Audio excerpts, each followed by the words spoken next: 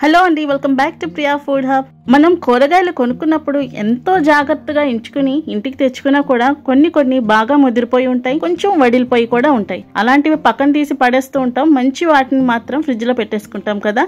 ఈసారి అలా చేయకండి. వడిలిపోయిన వాటితోని లేదా ముదురు వాటితోనే మంచి రోటి పచ్చడి చేసేద్దాం పదండి. ప్యాన్ హీట్ చేసుకుని అందులో 2 స్పూన్లు ఆయిల్ వేసేసుకుందాము. ఆ తర్వాత పండు మిరపకాయల్ని వేపేసుకుందాం. కారానికి తగ్గ 12 నుంచి 15 వరకు వేసుకోవచ్చు. మీకు పండు మిర్చి అవైలబుల్ గా లేదు అనుకుంటే పచ్చిమిర్చి అయినా వేసుకోవచ్చు. పండు మిరపకాయలతో రోటి పచ్చడి ఏది చేసినా కూడా చాలా ఫ్లేవర్ఫుల్ గా చాలా బాగుంటుందండి. లో ఫ్లేమ్ లో మంచి సువాసన వచ్చే వరకు ఫ్రై చేసుకుని మిక్సీ జార్ లోకి తీసేసుకోవాలి. హై ఫ్లేమ్ లో పెట్టుకున్నారనుకోండి, ఇంట్లో వాళ్ళందరూ తుమ్మటం స్టార్ట్ చేస్తారు, దగ్గటం కూడా స్టార్ట్ చేస్తారు. పండు మిరపకాయలు చక్కగా వేగిపోయి మనం మిక్సీ జార్ లోకి తీసేసుకున్నాం కదా.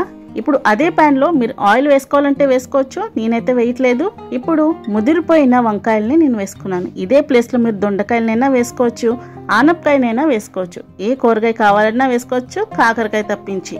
వంకాయ ముక్కలు త్వరగా మగ్గిపోవాలంటే కొద్దిగా సాల్ట్ వేసేసుకుని 2-3 నిమిషాల పాటు మూత పెట్టేసుకుని చక్కగా మగ్గనివ్వాలి. చూడండి, వంకాయ నిండా ఎంత గింజలు ఉన్నాయో, చాలా ముదురుగా ఉన్నాయి. చక్కగా పచ్చడి చేసుకుంటే హ్యాపీగా తినేయొచ్చు కదండి. 3-4 నిమిషాల్లోనే చూడండి చక్కగా మగ్గిపోయినాయి. ఇప్పుడు 2 మీడియం సైజ్ టమాటోల్ని కూడా వేసేసుకుని బాగా మగ్గించేసుకుందాం. నేను 2 టమాటోలు మాత్రమే వేసుకున్నాను. వంకాయ పచ్చడి ఫ్లేవర్ అనేది తెలియాలి కాబట్టి మీరు కొంచెం ఎక్కువైనా వేసుకోవచ్చండి, ఏం పర్వాలేదు. మూత పెట్టేసుకుంటే ఇంకా త్వరగా మగ్గిపోతుంది కదా. చూడండి, టమాటోలు ఇంకా వంకాయలు కూడా చక్కగా మగ్గిపోయినాయి. గరిటెతో మెదిపితే మెత్తగా అయిపోతున్నాయి. ఇంకా గ్యాస్ ఆఫ్ చేసేసుకుందాం, కాస్త చల్లారనిద్దాము. ఈ పచ్చడిని రోట్లో దంచుకుంటే టేస్ట్ అయితే డబుల్ అయిపోతుంది, కానీ నేనైతే మిక్సీ జార్ లోనే వేసుకుంటున్నా. పండు మిర్చితో పాటు ఒక 1/2 టీ స్పూన్ వరకు జీలకర్ర, 4-5 వెల్లుల్లి దెబ్బల్ని, మనం వేపి ఉంచుకున్న వంకాయ టమాటో మిశ్రమాన్ని కూడా వేసేసుకున్నాను. చిన్ని చింతపండు కూడా వేసుకుని బరగ్గా గ్రైండ్ చేసేసుకున్నా. తాలింపు పెట్టుకోకపోయినా పచ్చడి చాలా బాగుంటుందండి, కానీ వీడియో కోసం తాలింపు అనేది పెట్టేస్తున్నాను. చాలా సింపుల్ గా మినపప్పు,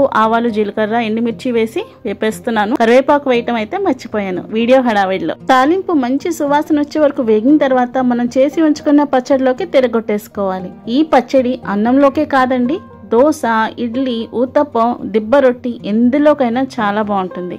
మీరు కూడా తప్పకుండా ట్రై చేయండి. ఈసారి కూరగాయల్ని వేస్ట్ చేయకండి. వీడియో నచ్చిందా? అయితే like, share and subscribe please. మళ్ళీ కలుద్దాం మరొక కొత్త వీడియోలో.